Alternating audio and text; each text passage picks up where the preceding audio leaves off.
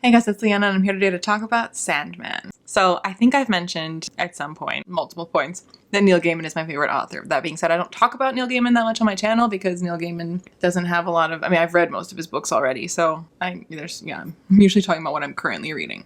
So you may, I guess, be forgiven for not knowing that he's my favorite author. Anyway, that being said, when people hear that my favorite author is Neil Gaiman, they fairly rightfully assume that I have read Sandman, which until recently was not true. I don't really read graphic novels, ever. Like, until a couple years ago, the only graphic novel I had ever read was Persepolis, and it was for school. Like, it was required reading in high school. Thereafter, my friend made me read Bitch Planet, the first volume, which was fine. Like, I feel like I appreciate what it's doing, but it's not really my cup of, I don't like graphic novels very much. I did read the first Sons of Ares graphic novel, which is the Red Rising prequel series. I did really like that. But then I attribute that more to, I already love Red Rising. So it's just kind of, I don't know that I would have connected with it if I wasn't already familiar with the world. It was just seeing a world that I knew in a new medium. So I was like, I don't know that means I like graphic novels. It just means I like Red Rising.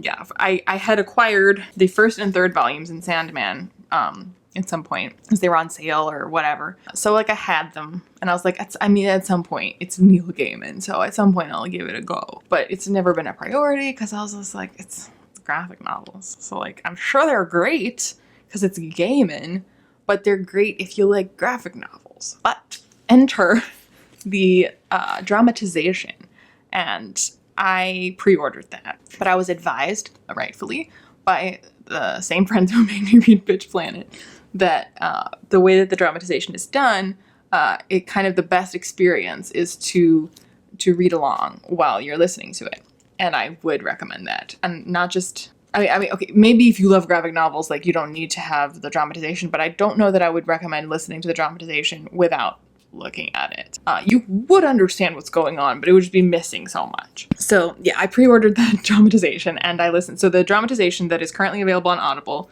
as of the filming of this video, I believe they're going to do more, is combined the first 3 volumes of Sandman. So it's comprised of Preludes and Nocturnes, The Doll's House, and Dream Country. So you can, which is what I did, listen to it, and then while you're listening to it, flip along. And not everything, it's not exactly 100% word for word exactly the same. It's easy to follow along where things are going and what things are happening. There's added text because it's dramatization to tell you things that the graphic novel is showing you. So a lot of the stories within will start and not start with the first words in that story because they're setting the scene that you can already see on the page. So you kind of have to pay attention a little bit. And then you also have to pay attention because this doesn't happen at all in Preludes and Nocturnes, but in both Doll's House and Dream Country, one story in each of them is out of order. So there's basically in both volumes 2 and 3, again, Doll's House and Dream Country, there is kind of one narrative that carries through all of the stories in it, except for one. And so that story that doesn't really go with that one plot arc that's occurring, it's told in a different order. So I think in Doll's House, they take the story that's kind of not part of this arc and put it at the beginning. Whereas if you read it as a physical graphic novel, it's the 5th one in, as opposed to the first or second one. And then in Dream Country, something similar happens, except instead of telling it first, it tells it last. So be aware of that, because that messed me up. I was like, am I missing a page? What's happening? Because I was used to the fact that the first words wouldn't be part of this, but I was like, you are not describing anything I'm seeing right here. What are you talking about right now? So be forewarned, I wasn't. I figured it out. I was just like, let me flip ahead. I was like, maybe they're telling it in a different order. Let me see if something looks like what he's talking about right now. And sure enough. So if you're looking for it, then you won't be just scrambling around and be like, what's happening? So be aware. All right, so all of that to say, all of that logistics out of the way. That's how I experienced it. That's how I read it. I read every page of every book while listening. So I noted where things were different. So I don't want people to think that I just listened to it so I haven't actually experienced Sandman, because I was looking at every page and reading what was on the page as I was listening and noting where it was different and where it was something was added or something wasn't included, because there is some text in here that's not included. Do I recommend? Yes, 100% I recommend, especially if you are like me, somebody who doesn't really go for graphic novels.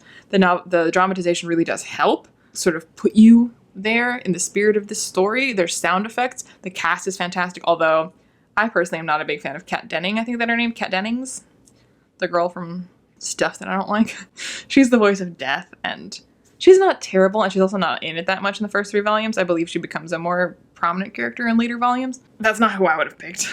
In my perfect world, we would have had like Billie Eilish as the voice. She'd be the perfect voice of Death, in my opinion. But again, she's not in it that much, and she's not horrible. She's just like not what I would pick. Aside from that, every other person that they cast in this dramatization is perfect. James McAvoy is the voice of Morpheus, and that's a very significant character. That is basically the eponymous Sandman, and he's an excellent choice for that. If you are on a related note, there is a BBC radio dramatization of Neverwhere by Neil Gaiman, and James McAvoy is the main character, Richard Mayhew, in that dramatization as well. And James McAvoy vibes well with Neil Gaiman, in my opinion, so I'm glad they chose him. So he's an excellent Morpheus, which is important because Morpheus is a really important character he is the thread. He is the Sandman. So excellent choice there. A lot of the minor characters are played by pretty heavy-hitting voice actors. You have Andy Serkis, and that's all I can think of right now because I've gone brain dead. A pretty substantial voice cast. I mean, you can look it up. I don't know why I'm entirely blanking on who else is in this. Why am I only thinking Andy Serkis isn't even, he's in it like very briefly. Well, anyway, there's a pretty great voice cast, which you should look up because I can't think of any of it right now. Yeah. Okay, so the dramatization is fantastic. The voice cast is perfect. Again, other than Kat Dennings, the sound effects and the music, it really, really pulls you in and sucks you in and puts you in this world of the Sandman. Excellent, excellent. Oh, and Neil Gaiman, fucking obviously. Neil Gaiman narrates a lot of it. He does the sort of non-character parts, the parts that are more narration or explaining or setting the scene. He does that. And Neil Gaiman reads a lot of his own work. If you don't know that, a lot of audiobooks of Neil Gaiman's books are read by Neil Gaiman. He's very good at reading his own work. Not every author is. So yeah, but the graphic novels themselves, I mean, I really got sucked into this, and I'm sad that there isn't yet available a dramatization of the next volumes.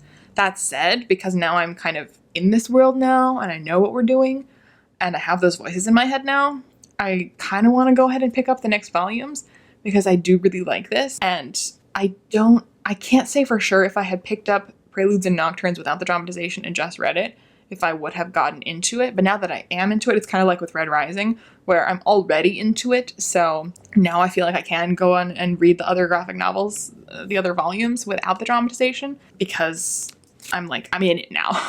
Like, I know where we are, I know what's going on, like, I have the vibe, like, internalized, so I can go on and read it. That said, if I was to do that, which I'm very, very strongly considering, once they release the dramatization of the next 3 volumes or whoever, I don't know if they're going to do always 3 in one go, I don't know. But if whatever the next chunk is they do, I would listen to it again because it's excellent. It's high quality, the dramatization. I feel like I've said dramatization a lot in this video. I play a drinking game. The art in these graphic novels is... I can't speak to how it compares to other graphic novels. I'm not an expert on graphic novels. I can't be like, unlike so many others, I have no fucking idea. Maybe this is entirely typical for graphic novels.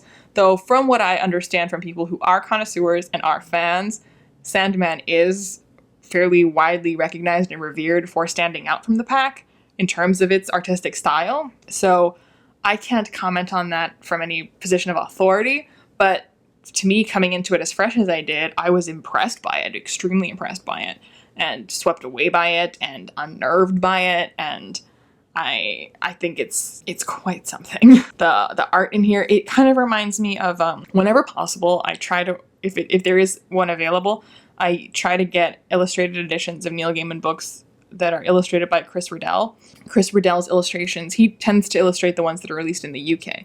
And because his illustrations often have this unnerving quality that I think really blends well with the stories that Neil Gaiman tells.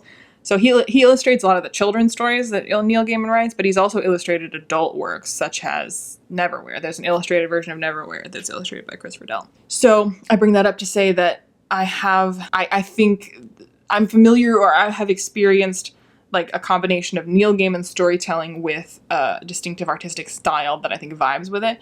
And this is nothing really like Chris Riddell's art style. It's very different, but I think it's the same in terms of really vibing with and capturing the feel of Neil Gaiman. When you read a Neil Gaiman story, it's usually very filled with imagery and very bizarre imagery. And I feel like both Chris Riddell and the artists who have worked on the Sandman graphic novels, their artistic style really vibes with Neil Gaiman's storytelling and that unnerving, unsettling quality to both the story and the imagery. It's well, you have to like it. If you don't like things that are unnerving, unsettling, and very dark, then you would not like Sandman. But again, I love Neil Gaiman's storytelling already, so that going into it is a thing that I'm familiar with. I did, because my preference is novels, as much as I really, really do respect the craft here, and I think the art is fantastic, I wish, because I'm me, that there was a novelization that I could read of Sandman instead of a graphic novel. Not instead of, but in addition to.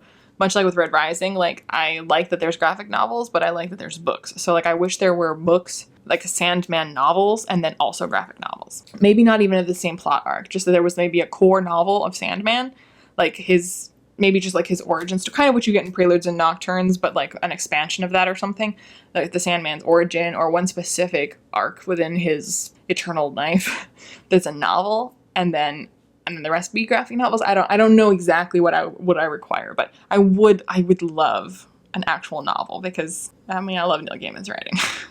That said, I am so glad that the dramatization has now kind of not forced me, but encouraged me to finally explore Sandman, which is just such an icon and is so well known. And again, I felt like a fake fan of Neil Gaiman's for so long, because everyone's like, Neil Gaiman's your favorite, then you have read Sandman, fact. I'm like, put a pin in that. So I have read the first 3 volumes of Sandman now, so I'm less of a fake fan. I have not read them all, obviously, but I want to. I have not at all explained what Sandman is in this video, which I guess I just figured if you're here, you know what it is, and you just want to know what I think of it. Belatedly, Sandman is, I don't even fucking know how to describe it. I don't know if I'm going to try, but the Sandman is the god of dreams, Morpheus, and these graphic novels, I guess, are part of the DC universe, which I think I knew, but I also was reminded of the fact now in these first 3 volumes. I was like, oh,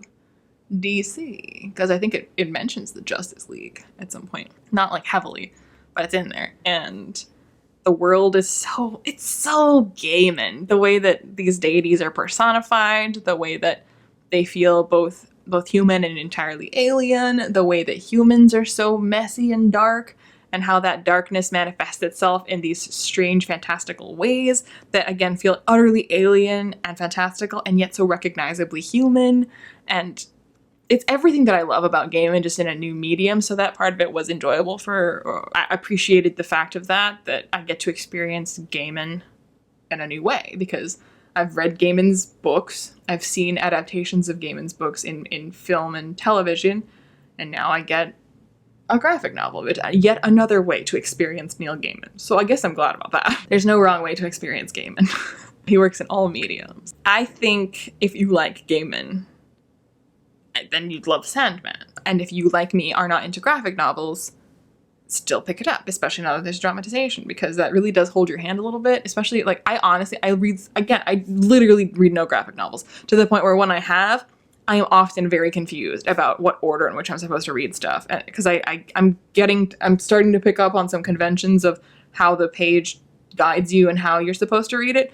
But even reading now the dramatization, I was like, wait, we're going down first. I see. Like, I'm such a novice. So again, if you, like me, are just like, what is any of this when it comes to graphic novels, the dramatization does help you along, because, like, it carries you through. But the art, you gotta look at it. Like, I do not listen to the dramatization without reading it while you go. Don't do it, because the art is so worth it, and it's a part of it as much as the words and the story is. So yes, basically what I'm saying is I recommend it. And if you've already read the graphic novels, check out the dramatization, because it's fantastic. If you've shied away from the graphic novels, check out the dramatization and read them together. If you don't like Neil Gaiman, then don't read this because it's very Gaiman. I understand that there's going to be a Netflix adaptation of Sandman, which I think is going to be live action, which I'm hopeful will be good. We'll see. I feel like an adaptation that was a screen adaptation, I think this would benefit from being done by like Miyazaki, because that art style would be really cool, but you know, no one asked me. I'm not in charge. In any event, let me know in the comments down below how you feel about Neil Gaiman, how you feel about Sandman, how you feel about dramatizations, how you feel about media and mediums, and how they do and do not lend themselves to different kinds of storytelling. Yeah, let me know all the things. And I post videos on Saturdays and sometimes at other times. No idea when this video is going up. It might be Saturday, it might be a different day. But I do post videos on Saturdays, that remains true. So let me know in the comments down below, whatever you want to let me know. Like and subscribe, and I'll see you when I see you.